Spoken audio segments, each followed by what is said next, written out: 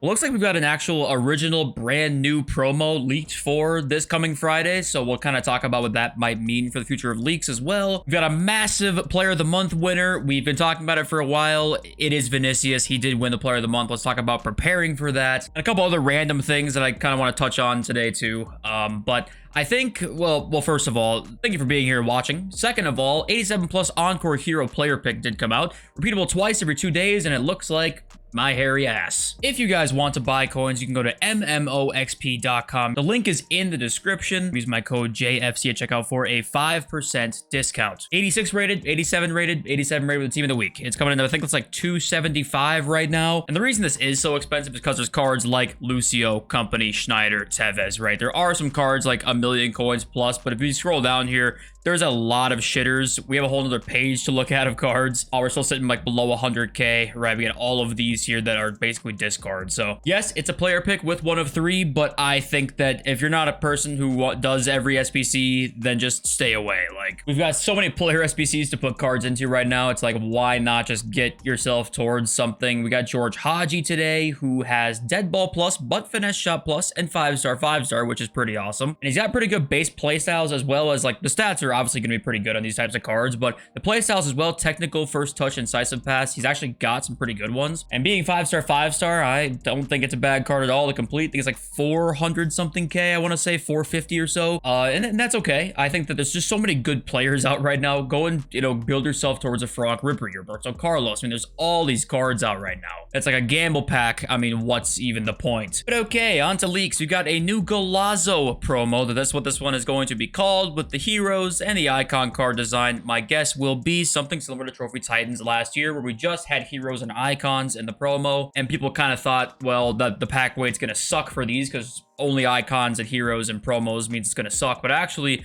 the pack weight on those Trophy Titans, icons, and heroes were crazy. You could pack them constantly. So I'm assuming this will be something like this. And people also said, hey, does this mean now that we have the leaked promo for this next Friday, does that mean leaks are going to be coming back potentially because we already have the news for it? And I don't know if that is what that means, because I think we're always going to get card design leaks beforehand, and also pack leaks. It's like pack leaks, like FUT Scoreboard always has the pack leaks, and he's got the card design leaks, right? I think those will always still exist. They almost have to. I think they actually take them from the code. The player leaks, though, I didn't realize this, but someone just tells them straight up who's on the way, which is hilarious. That's how they've been getting this info all this time. Yeah, what do you make of this? I mean, does this excite you? I mean, to be honest with you, not much on this game excites me right now, because they just fucking, I mean, the gameplay's so bad. PS4 old gen gameplay, I've actually been like playing more often, and it's been better. There's still a lot of flaws to it, but at least it's like it's open. I can pass the ball and move a little bit. I mean, the gameplay just gets, I think everybody's so discouraged with this game this year. It's just been, I don't know what the right word even is at this point. I complain all the time about it, and you're probably tired of hearing about it. But Vinícius Jr. did win the Player of the Month award for the month of March in La Liga. So we could either, get something crazy like this card, but he says, reality might be something like this. I think we'll see a little bit more of an in-between between these two versions. We should see two playstyle pluses. All the Player of the Month cards recently have had two of them. It'll probably be something more like this, just maybe a little less shooting, I would say. But the card should be usable. To me, it probably is going to be usable. 5-star, 4-star, good position flexibility as well. Will this affect the market in certain ways? And, I think that it probably won't, actually. The only way this really does is if it comes out and it's super duper cheap, which, knowing EA, that won't be the case. It's not like they're going to drop a random SBC that's really cracked and cheap like they do sometimes. A very hyped up player is almost never a cheap SBC to do. And with how many great FUT birthday cards there are right now, like Mikhailo Mudryk, right, 530, left winger, the same type of meta card that Vinny would be in the same range of, he's 530. There's so many other options than Vinny right now that it's kind of like, I don't really think we're going to see much of a change in the market. And high-rated fodder, I don't even really think that'll move too much, because if he's super expensive, I don't know if people are going to really complete him a lot. You could see something like 89s go up, or 88s, but even then, I think that's a little bit more of a risk. There's actually more of a chance these start to rise if this next leak we're going to talk about right now actually is going to be in the SBC section, or it'll be in the store, which, I mean, you be the judge on that. We'll talk about that right now. But we did get some leak packs here. 85 times 5 rare gold players pack. So it looks like we should see an 85-5 SBC maybe. I'm not sure if they're upgrading the 84 times 5 to the 85-5 or what that means necessarily. Then we get this Ultimate Birthday VIP guest list pick. Includes 1 guaranteed Ultimate Birthday player pick rated 90 or higher. All items untradeable, and my guess is that will be in the store. The Ultimate Birthday guest list pick, once again here, just includes 1 guaranteed Ultimate Birthday player, and that's it. So this one gives you a 90 plus, this one just regular. My guess is going to be they're both in the store because we have 2 versions of them. But say somehow one of them ended up as an SBC, I think we would see high-rated stuff go up, but I wouldn't even invest in it because I think it's very unlikely that happens. But yeah, I'm actually kind of thinking the market won't change too much with the Vinny Player of the Month. I actually don't think it's going to. And we do have a new Ultimate Birthday evolution that has been leaked, and players will get Technical and First Touch Plus, which is actually a very good combination there. Here are the requirements. We don't know what the boosts are going to look like, so this is kind of just speculation of what the card could actually look like face stats wise, but we do know Technical Plus and First Touch Plus will be on the way. And the Evos for FUT Birthday have been very good. I think we got to give EA some credit for that, except they've all been paid. So do I want to give them credit? Not really, but would I be a hater if I didn't? Probably. But I'm always cool with getting silver players up higher. I always think silver and bronzes, we should see more evos regarding those guys. Get them to cracked cards, because let's be real, the animations are not usually going to be there for those types of cards anyway. You have a 90 rated evo. What are the odds he actually plays like a 90 rated, you know, promo card that has an 88 rated base card? You would expect the 88 rated base card to play better, right? So, I mean, I don't mind giving bronze and silver evos crazy stats because they're not going to play as good anyway, but EA they just shit themselves, and I think about the possibility that they give people too good of a card too early on, because then, oh my god, they won't buy FIFA points, and the whole office collectively shits themselves. Reece James is coming out today on Monday. Gonna be probably a great card, and let's be real here for a second, though. Can I get cynical real quick? Like, what has been, besides the 15 coin pack, which I think was objectively good, but we got that, what, once each week? So we got 2 of them. They don't refresh every day. Has there been anything that's like, you know, oh, it's FUT Birthday, they're giving out, they're saying thank you, especially with the amount of fuck-ups this year? It's like, I was kind of waiting for a little bit of a give back almost, like kind of waiting for something really cool, kind of drive some hype. You know, we got a pretty cheap icon pack repeatable. That was kind of nice. Something along those lines, maybe, to bring something new to the game, something fresh, something interesting. I don't know. Let me know what you think. I just don't feel, I don't know. It feels so empty. This game feels so empty right now, I feel like. We've never had more content, yet it feels so empty at the same time. So is that just me, or is that a feeling that most of you are feeling at the same time? Now, if I'm gonna keep complaining, so I apologize once again here, but let's take a look at the E-Premier League final was today, and the winning goal in the 109th minute. If you guys can't see, the quality's bad because the Twitter video quality thing is just, for whatever reason, it's not good. But let's take a look at this goal that was scored to decide the game, right? So it's 1-1 on aggregate right now. Brighton and Man City are tied. And he gets a corner kick. Let's see what happens. KDB is going to whip this in. Surely nothing can go wrong. They always switch to Haaland to try and score a header because this game obviously is very cheese. With the corners, Haaland gets it saved. He tries it again. Let's see what happens. Haaland up in the air. And game over. You win.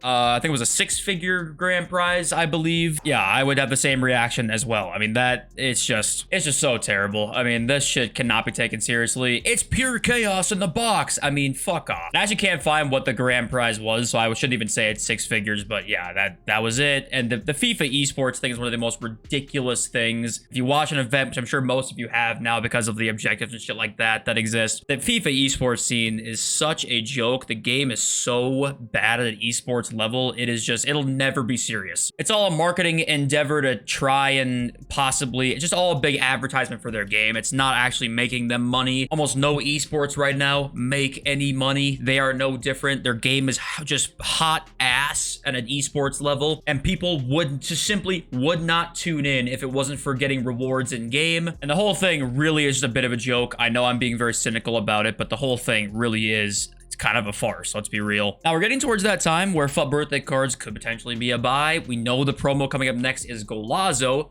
Well, Trophy Titans last year, let's go back and take a look. There were a lot of great ones, but a lot of the ones that were really heavily packed were not the best. The baby Xavi, the baby Philip Lahm, the baby Lampard, like they were decent cards for sure. Baby Dennis Bergkamp, but they weren't anything too crazy. If we go and look at, say, I don't know, Trophy Titan Roberto Carlos, when he was released last year, on the 7th of April, he was at 1 million coins. 2 days later, down at 700K. This promo team was very packed. Even a card like this, who, you know, we have that new Roberto Carlos now, but this last year, obviously, this is like one of the best left backs in the game, and he was really only 700K. It was a pretty packed promo still, despite all of that. And they weren't all super cheap, but they just are more packed than you would expect. So with knowing that, if this is going to be a similar thing, I'm not really super excited into buying other cards outside of FUT birthdays, really. Because FUT birthdays are top of the power curve right now. A lot of these cards are. Almost all of them, to be honest with you, are top of the power curve. So you should be good buying these cards. It's all about knowing when the buy time will be. I was saying after Rivals Rewards is probably going to be a decent time. And we're still seeing them fall right now, so I kind of do still want to wait until Thursday, and we'll have more information about what GOLAZO promo will be at that time. Let's read your comments now. One of the top comments from yesterday was saying, like, yeah, that data, you know, relates to more untradeable items than last year, because FUTBIN can't track untradeable items, right? FUTBIN tracks the games played by reading them off a transfer market, right? So any untradeable card, they cannot read games played for. And this year, more than ever, there has been a huge untradeable push, right? Almost everybody has a borderline full untradeable team. So this does make the most sense as to why there was a lot of less games this year. I still do think if we could see the back end numbers, there will be less people playing this game and less games being played, but I do think that FUTBIN data really wasn't much to look at, to be honest with you. Yeah, I agree with you on that. Fizzled Up says, okay, the match limit thing, shut the fuck up, please. That's literally the tiniest thing to cry about. 10 is not bad at all, just stop. And you're not wrong. The 10 match limit thing is it's barely noticeable for this friendly, right? But the only reason it's even there at all is because they don't want to take it away and then bring it back again to face backlash, right? It's only there in the first place because they want to keep it there in case next cup comes with 25 games played, or you have to win 25 games and then it's a 5-game match limit again that refreshes every day, right? Back to square one that we all hated. If they wanted to get rid of them entirely, they would just get rid of them entirely. So yeah, the 10 match thing right now is not bad, but the only reason it's still there is because it might eventually get back to that point where it is bad again. Next, David Velasco says the impact of the market from the compensation will make a lot of the top tier cards go up again. No, well, honestly, it's tough to say right now, depending on what the compensation looks like. If players get 3 mil from Yaya Toure, if some guys get 60 mil, then yeah, there'll be crazy inflation on some of these like really high-end cards, excuse me. But I don't really think enough people ended up trading like that to have huge effects in the market. It's just more the premise behind it and the fact that anybody at all can take advantage of EA's mistakes and possibly get at least a couple million coins is just, it's fucking insane, right? We all know that. But unless more people did the glitch than I'm thinking they did, which could be the case, I don't think we're gonna see crazy inflation or something like that. I mean, we'll have to wait and see. Stay updated in my videos. But user says, why do they keep making the game worse and less fun to play with each patch? Like, is there not one person at EA that plays the game and realizes what these changes do to the gameplay? If they want to make money, it's in their interest to make the game better and more fun to play, so it's shocking to see them do this shit over and over again. And I've wondered a similar thing, because maybe their profits have not been tied to any sort of gameplay at all, right? Clearly, they've seen an increase in profit like every single year since FIFA 17, 18, 19, right? Really, ever since then, they've seen a steady increase in profits. And the gameplay has kind of changed wildly between all of the different games. So maybe they're thinking like, hey, the gameplay kind of doesn't matter as long as it's somewhat playable. But you would still think they would really care about making a really fun game itself at its core before like the gambling mechanics, because like that, you will make a ton of money if you make a good game. In some cases, I feel like that isn't the case, but when you literally have every license in the world for the most popular sport in the world, if you just make a good game, the money will follow. I think sometimes that won't happen in gaming because you're starting from scratch, but this isn't starting from scratch. This is like, you make a good base game, you already have the whole sporting football football sporting world, like waiting for you to make a good game. The money will just follow in that point. So I can't personally, I don't understand what's going on. I don't get why they can't see what they were doing last year and be like, okay, let's build off of this. Instead, they decided not to do that. People complained the least they ever have, probably since FIFA 17, about gameplay last year, and they didn't really care. And I thought that wouldn't be the case. I really didn't think that would be. But here we are today with probably the worst gameplay since 19. And Anthony Rendina says eafc 24 is very ordinary, but FIFA 19 was an abomination. And that I kind of agree with. I still think 19 was worse. Menu content, fantastic. Loved FIFA 19, but the gameplay, holy shit, it was bad. eafc 24 is just kind of like nothingness on the field. Like it's not as visually broken and mechanically broken as FIFA 19 was, but it's just more boring and ordinary and not that fun, and things don't make sense. And I mean, it's just, you know what it's like, right? You guys know this. But thank you for giving me your time, because I know that there are lots of other YouTubers probably out there complaining constantly about shit, and I am probably no better than any of the rest of them. But I hopefully am, you know, as objective as I can be, and I love reading you guys' comments and talking to you guys. So thank you for being here in the shit year. I love you all. See you in the video resume. Peace.